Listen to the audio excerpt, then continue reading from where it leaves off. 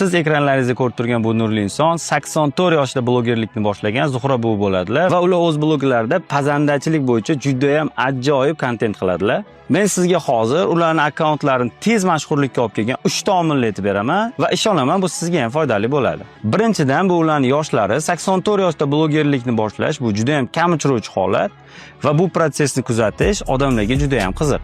Ikkinchidan, bu ularning yoqimli ovozlari va shevalari. Har doim izohlarda odamlar sizni o'zim buvimga o'xshataman, umringiz uzoq bo'lsin deb duo qilishadi va ko'pchilik ularni mazzalu degan so'z ishlatishlarini juda ham yoqtiradi.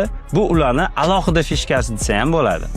Uchinchidan bo'lsa, ular har doim sodda va hamyonbop ovqat retseptlarini ulashib borishlari. Bu hamma ham ular ko'rsatib turgan taomlarni uyda tayyorlay olish imkonini beradi. Hattoki ular bir marta bitta taom retsepti bilan bo'lishganlarida bozorlarda aynan shu taomga kerakli bo'lgan mahsulotlar tugab qolish holati ham kuzatilgan.